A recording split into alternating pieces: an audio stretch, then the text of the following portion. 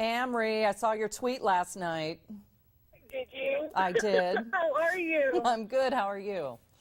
Good.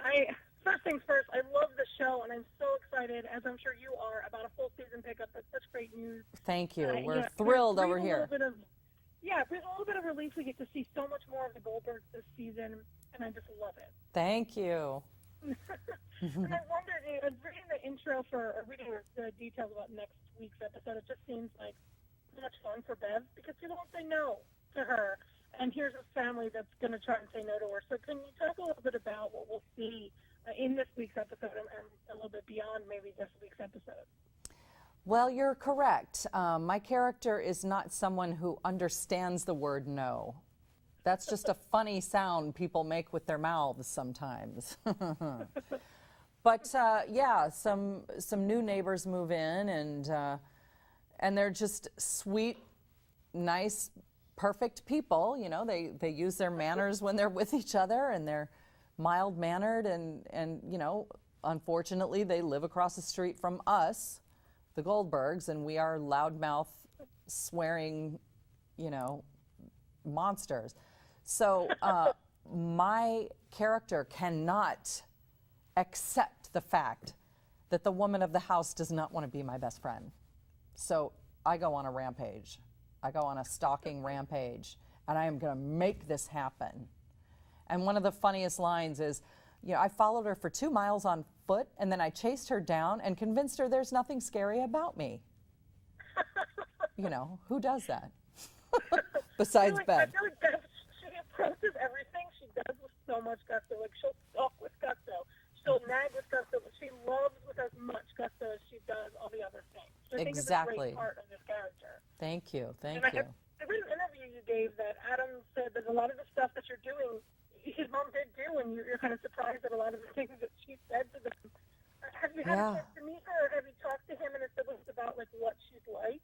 I have met her. I got to meet her a couple of weeks ago. She came and visited us on set, and you know, she's a very nice woman, but she is intimidating because if she doesn't like something, she's going to let you know, and it doesn't matter if you just met her.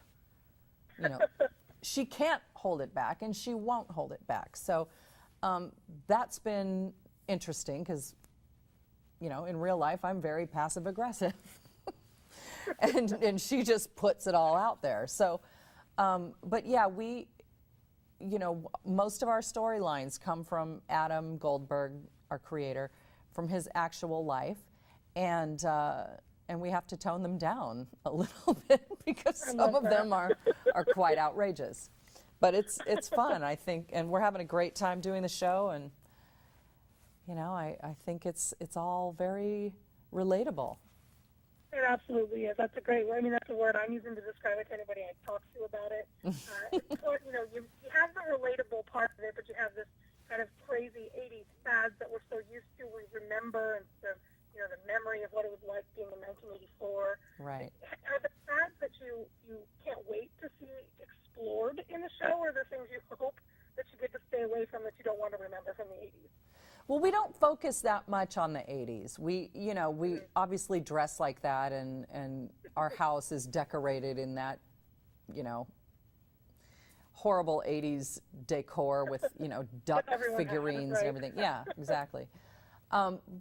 But we try to keep the storylines about the family and not get too political and not, you know, we always say it's 1980 something.